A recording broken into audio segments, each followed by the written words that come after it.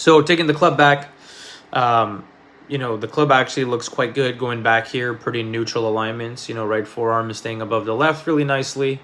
Club face matching your spine going back, so pretty squared up. Club head obviously in line with the hands, not opening up the hips too fast. Like, there's a lot of really good going on. And I would argue that carries over into about the second half of your backswing. So until right around here, there's a lot that I really like. I know the left wrist is quite cupped, and a lot of people tell you it shouldn't be. I don't necessarily believe the cupping itself is actually an issue. I think your grip matches it quite well. Your club face is not too open, which is really good. Your shaft is hinging up really nicely, so a lot of wrist set, which I tend to prefer early in the backswing.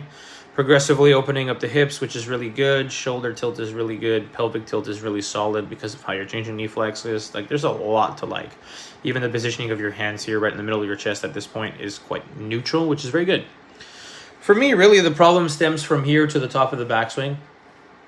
When you are going up to the top from here, the club just tends to set way too far across the line. And when the backswing is going to be this compact with the arm structure, a little narrow, a little closer to the body, but the club is going to be very across the line, there's a lot of rerouting that's going to be necessary to get the club in a shallow position, especially for somebody who doesn't get the hands very far behind them at the top. Like, your arm structure is pretty narrow, and also like they stay in front of you well, which is fine. I don't really have any concerns there.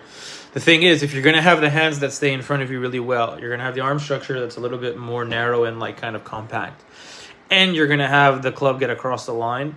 There is a lot of rerouting, like I said, that is necessary to get the club in a good position coming down.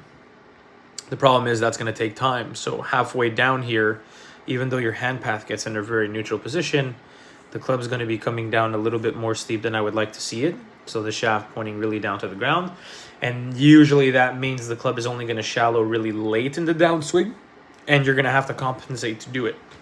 Meaning, because the club is coming down on the steeper side, because your shoulder plane is in really good spots here, you're going to notice that your body is forced to stall, and that's where the left shoulder rides up and right shoulder drops a lot, right hip drops a lot. So basically, you're going to right side bend quite a bit coming down in an effort to make sure that this club gets shallower. So when you're coming down into the ball, you do right side bend some amount, so the club is going to get stuck underneath the plane.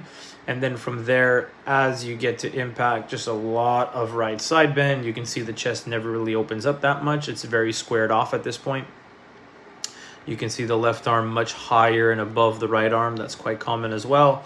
And the most noticeable I always refer to people is usually when a golfer side bends a lot, they will deliver an extremely high handle at impact. So your impact, the angle of your club is much higher than where it started, which usually is going to lead to a lot of timing, very inconsistent divot pattern. And obviously from here, when the body stalls, you have to save it with the hands. So a lot of flippiness at impact here, more than we would like. And you can kind of see like the amount of right side bend you have.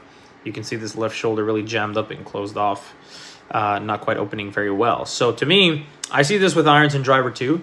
Now, there is a world in which you can keep the backswing the same, especially because your club does directionally move shallow really well. If your club was a lot steeper than it was coming down, you actually do overcome it quite nicely. There is a world in which we keep the backswing the same, we keep the transition of the club the same, but we would need to get your tilts a lot better through the ball. That would make you more consistent, but it would work you more towards a pull fade pattern. You can already see your path is pretty straightened up here. If I got your body staying in your posture and rotating better, you wouldn't get stuck as much underneath the plane. Your path would work a lot more left through the ball.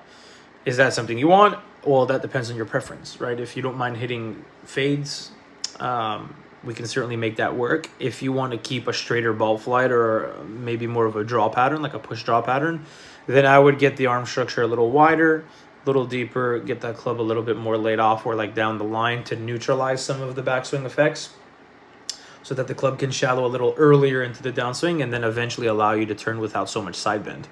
That's really like the two options you have, in my opinion. So I'm just going to send back my thoughts first, let you kind of digest it and come back with some of your preferences. Either way, long term, the goal is to rotate better and not right side bend so much, in my opinion. But if you get rid of that right away, your path's going to work more left. If you want to keep a straighter or draw pattern, then we would need to make backswing changes to get the club a little shallower earlier in the downswing before we can add that rotation and to keep your path that a little bit more neutral.